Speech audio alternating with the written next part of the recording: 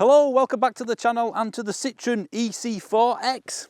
X because it's got a bigger rear end, but I'll come back to that in a minute because I want to talk about the ë-C4 as a whole, the hatch and this version. For me, it's one of the most underrated electric cars around. And when I put this on Twitter, a lot of people came back with, well, actually the MG4's underrated, but it's not. It's highly rated and everybody knows how good value it is. But for this, I don't think many people really look at it in the same way. I think it's something which, once you find out what the competition costs in relation to this, especially in the same group, the Stellantis group, it will become much more appealing.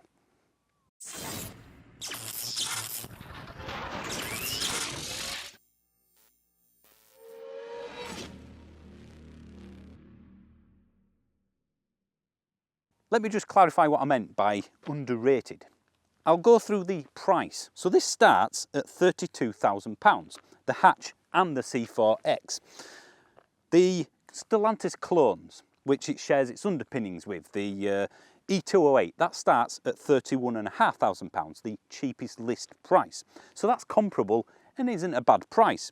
But then when you look at the Corsa E, nearly £2,000 more than this. Then you've got the E2008, nearly £4,000 more expensive than this.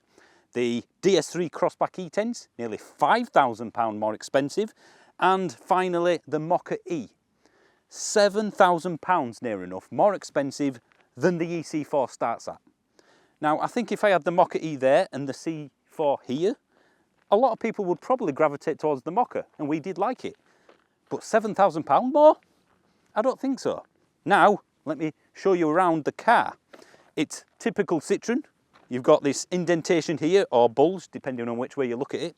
And I quite like the DRLs that go around via the full frontal badge. It's just, well, it's French. It's Citroën is the best way I've heard of this being described. And I quite like it. It's kind of, you know, a classless, posh estate, not posh estate. I don't think it'll look out of place anywhere. But it is a bit of a weird one when it comes to the styling when you go around it. So for me, the front, typical kind of hatchback styling. And then they're going black chunkiness of SUV crossover territory. See, we've got decent ground clearance, but then it's not as tall as a crossover SUV as you'd expect. And then when you get to the back of this ë-C4X, it's saloony. It's even a bit of Polestar 2-esque. So it's almost like one of those children's drawings, you know, where you draw the head and then fold the paper over and somebody else draws the body and then you fold it over and someone else draws the legs. That's what I think's happened with the design team here. But it works. I actually really like the look of this in the Citroën-y, Frenchy, chicy sort of way. The rear doors, pretty decent. I've seen bigger, but it's quite practical. And of course the charge port is just here. 100 kilowatt charging, or up to. Now the magic, that's round the back. Now the main difference between the ë-C4 and the ë-C4X is, well, from the B-pillar forwards, it's basically the same car. It's all at the back. The wheelbase, that's the same. So you get your extra 20 odd centimetres right here, right at the back. So you've got a much bigger boot. It's about 130 litres bigger than the hatch it's based on. And if I put a picture of the hatch up now, personally, I think this one looks better. This, though, does have one slight flaw in the UK, because it never really works as well in the UK. It is a saloon. The one thing that Citroën have done, which I really think is a cracking idea, if you wanted the hatch or the saloon, it doesn't matter. They're both the same price. They haven't done an ID5 to ID4 thing where you're paying more for the sporty coupe or anything. It's the same price, 32 grand each. So, well, which do you prefer? And I do quite like the way the lights curve round by about a foot to the side. So yeah, the boot, it's not the most practical shape compared to the hatch, but it does go all the way back. I can sort of reach the back. All right then, the interior. We've got a semi-small steering wheel here, and you can see that you're looking through the steering wheel like a lot of French cars do to see this display. So if I just turn the car on there, if I can't find it, there we go. This is pretty much what you get. There's no virtual cockpit, and it tells you how much range is left, but there's no percentage display. At least I've gone through every menu and I can't find any. So that's a bit of an annoyance there. However, if you plug the car in, when you walk away, it does give you the percentage. So why not just give me it all the time? Now, the door, you've got a little bit of a design flair there, but other than that, it's fairly basic. That's kind of soft. That's hard-wearing plastic. Again, soft. These are all right, but fairly basic switching, but they'll last. And then you've got hard-wearing plastic as well, and the usual door bin. These feel all right. This is kind of like a rubberized plastic, so it's a bit softer than the other ones. And then when we come over here, we do have, again, more hard-wearing plastic sort of stuff. And look, actual knobs. And they're quite sizable. Do you prefer small knobs or large knobs, Harry? I like the big ones in your hand. Now, you do have somewhere for your phone there. It doesn't do wireless charging in this particular one, but you've got the USB ports. And then under here, we have more places for, well, I guess another phone. And look at that, if you lift it up, you've got a bit of storage underneath there. Black gloss affair and the crumb catcher of the gear knob lever thing. And I prefer a proper gear stick here rather than this little fiddly thing. It's there. just going to get full of crumbs. It is, isn't it? Yeah. So that's just going to be full of scratches, as we always say. Electronic handbrake, drive modes. You've got sport, eco, and normal. Decent bins here for your cups, and yeah, nice, you can close it off just in case you don't want anyone to see what drinks you've got. And then you've got another storage bin, closed storage. Well, what do you think? Glove box. Well, it is French. Which glove box should we go for? It looks like we've go got for the big one. Big one. 2 buttons. This one here? Yeah. Uh-oh. Do you know Fuse box. It's not bad, is it? But it's not bad. Left-hand drive, right-hand drive problem. I've seen. The fuse box is just blocking half of that over. Yeah, I've seen worse, but that's... Points deduction, but I'm going to give points for the next thing, Harry. Oh, this is amazing. Oh, look at that. It's a tray. Help it on this way. Look at that. That's for something? I don't know, because... You know what? People in France have a lot of phones to hide away. There you go. Now, interior of this car, for me, is closer to a Corsa than something like a Focus-sized car. So a Fiesta rather than Focus. But I must say... It's kind of in between, innit? What's the back like? I mean, it doesn't look huge. I'd say it's all right. It's okay? Yeah, I'm going to fit in here, no problem. I think it's a 2 adult in the back car. It's got a... Not flat. It's got a transmission. Hump. It's got a hump, hasn't it? Yes. Right. So it'll do. It'll do, yeah. It'll do. What about your headroom? It looks quite... It's a bit... And you're not like a 6'4" person. 5'10" on the good. 5'10" with Cuban heels. Now the touchscreen it's all right. You know, it's functional. It's not even too slow. You press that and get to the home button, and that's all you get. So it's fairly simple. And when you click on radio, it's FM only. There's no digital radio, and I've gone through every single possible option. And when you go to the satellite navigation, you've no sat nav built in either. Now, at first I thought, that's weird. No sat-nav in a car. I know. And no DAB, especially is strange. But then I remembered... 1992. Yeah, but then I remembered, even in cars that have built-in sat-nav, when you've got the option of full wireless Apple CarPlay, you always use the Google Maps because of live data and various other stuff, or whatever map you use. So I actually don't mind that at all. I think, why not? Just make that. It's a monitor, isn't it? Yeah, it's money-saving. Yeah. But it's money-saving, I don't mind, because I won't miss it. And it's always going to be up to date. It's all right interior. I've seen better, but given the price compared to EVs today, 32's a lot, but there's only 4 cars under 30 grand in electric car world. The Nissan Leaf just, and that's the smaller battery version. The Zoe, the Fiat 500e, and of course the MG4. Yeah. The difference for me between one car and another is what can that car do that others can't. Some are really good at handling, like the Mini. You know, some have a really good look, some have performance, some have comfort, some have range. Some have those armrests. Yeah, but ultimately, in the Stellantis group, if I said to you, other than looks, what's the difference between the 208 and the Corsa, or the E2008 and the Mokka? It's basically the shell. They drive the same, they've got the same battery, same drivetrain. There's no real difference. It's just whichever you prefer the look of for me, personally. There's very little in it. Whereas this does set itself apart from everything I've just mentioned. It's quite unique, isn't it? And from non-Stellantis cars as well.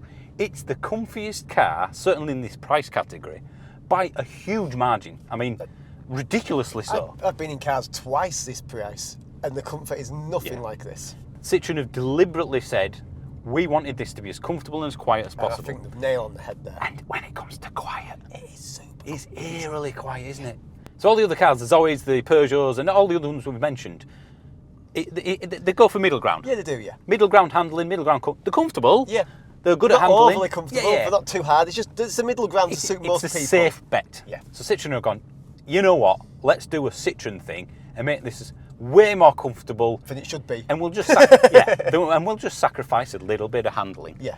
Because, I mean, it's not dangerous or anything, No, but it does have a little bit of waterbeddy. A little bit, doesn't American it? Cadillac. It's very nicely damp though, isn't it? You don't feel sick with it wobbling. There is one fly in the car's price ointment, which is the same for every other car we have to talk about, and that's the MG4. Yeah. Now, that starts at, in its lower battery basic trim level, 27, I think it is now. So it's £5 cheaper than this. And it does look a hell of a lot better. Yeah, although I think that this looks quirky enough that it'll appeal to some people, yeah. doesn't it? Yeah. But that's for every car. The MG4 beats any car on value. Yeah, it is. It could effectively be the top trump, couldn't it? Really? Yeah. Let's do the would you prefer? Okay. Let's go down through that. Let's do that now. Renault Zoe. It's going to be cheaper than this, but obviously it's a slightly And bigger it's car. a lot smaller. That's getting old now. Yeah, I think I'll go for it. Good range as a Zoe. Still though. Yeah. Unless I needed that range, I'd go bit for more it. practical. Yeah. 208. Same price.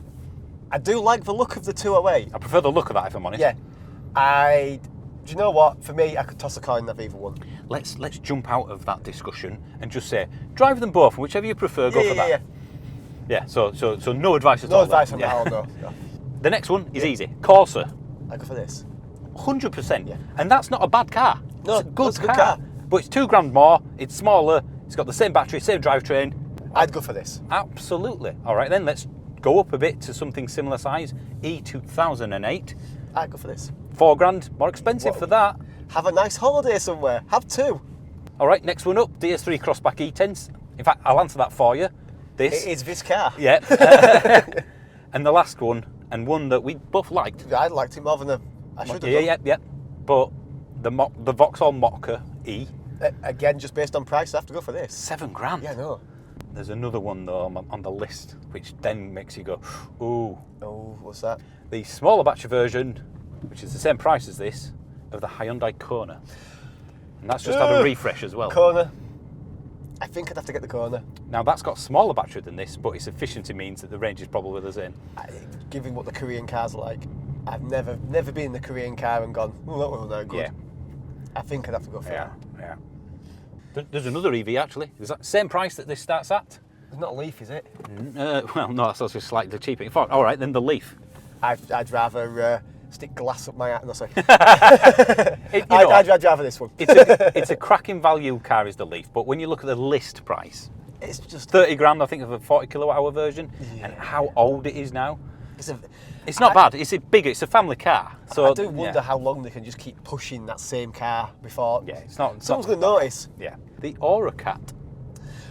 Like, for me, it's a brand I'm not very aware of. There's no history of how reliable. You don't they are. have dealers on every corner, do you? Yeah. That's going to annoy some people, and it didn't feel as well put together as this, if I'm honest. No, I think I'd go for something like this. Yeah. So ultimately, there's a couple of Kona, MG4. Yep. The Megane E-Tech starts at £37. It's a different price bracket Yeah, for me. it is. Yeah.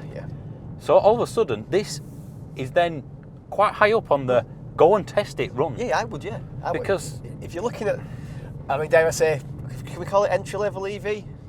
you know what, £30 is entry level EV now. Well, let's call it entry level EV. If you're looking for an entry level EV, I think this has to be On your list.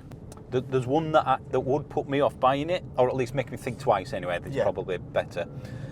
It does seem to suffer compared to other EVs more from depreciation. I've seen a 2-year-old one of these, the ë-C4 hatch, for 16 grand with like 10,000 miles on it. Wow. So is this a bargain used car? It is, as long as people buy it in the first place. And some people do. There's always somebody that buys it.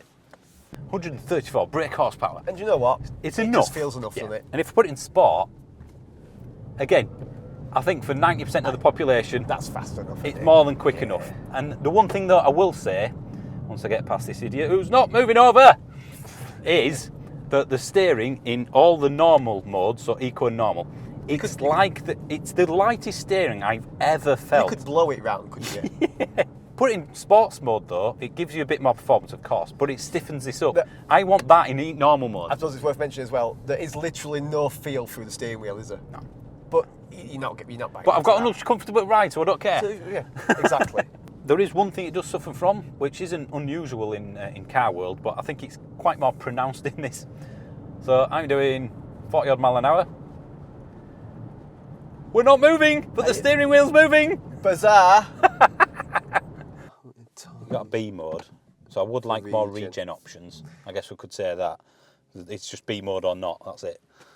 You know, it's one of those, you get in it and you drive it, and then you get out and you go in. And that's about it. It's a car you won't really think about. I don't think you'll ever fall in love with it, No. but it will never let you down. It's going to get washed once a year. Yeah, probably, yeah. I like to be surprised with cars, and this has done that. It's nice, isn't it? And quite often when you get a car, it's like, that's exactly how far we're going to be. Yeah.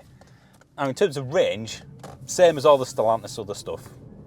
150 to 170, I would say, as an average real world, year-round average. It's not bad, is it? But I got some hot off the press news, Whoa. which no other channel, and I checked, has even mentioned. EVM exclusive. It's an exclusive. I even asked Citroën how much it cost, and they give me an estimate because it's not released yet. Right, they're bringing out a bigger battery version of this with a different, more powerful drivetrain. Wow. How much bigger is that battery? Well, this is a 50 kilowatt hour battery, Harry. Is it going to be a 60 or 70? No, it's a 54 kilowatt hour battery. Why? But they're also pairing it with a slightly more efficient motor. I guess. That gives you, according to them anyway, another 40 miles of range. Wow. That's take it over 200. So it goes from 222 in this C4X to 260. That's the WLTP, Yeah, so ignore which is that. But essentially, even if you get only another 20, 25 miles out That's of it, going to be... they reckon it's about £1,000 extra. Oh, that's worth going for that. But they're still doing both battery versions. How much extra power do you get? 154 brake horsepower Right, instead of an extra 134. Yeah. So and a bit more torque as well. So ultimately, you get a bit more performance and a bit extra range. For £1,000, For an extra grand, it's worth it. Yeah. Now, it doesn't sound a lot, extra 20, 25 miles. Oh, but on your 20 to 80%? It does make a big difference. When I went from my 24 kilowatt hour Leaf to the 30, that did about 20, 25 miles more. Made a lot of difference. Going down to my mum and dad's, I had to stop 4 times in the 24 kilowatt hour Leaf. In the 30, twice. Yeah. That extra range, or a little bit of extra range anyway, granted a little bit where the chargers were placed, meant I only stopped half the amount of time, just for that extra bit. So in this, for me, if it is about £1,000 on top of the 50, go for it. Yeah, I definitely. Because it's still then 33. It's still £1,000 cheaper than the Corsa. And you're probably going to make that on the other end. Yeah. Would you go then for the ë-C4 or the ë-C4X? I'd go for the... Well, you have to do that every time you say the name. I'd go for the X. Even the hatchback thing won't put you off at all, or? Nah, I think it looks a lot better like this. 130 litres bigger than the hatch as well. And you're going to get your... I mean, you get your IKEA stuff in Yeah. Well, this is the worst road I know. Ultimate test. It is just all cobbles. You won't be able to see it. Oh, wow. This is literally a cobbled road with potholes as well. You know, I'm liking it more. I knew this was comfortable, but this has just highlighted it even more for me. Look, that. This is really bad. This is... Should we go...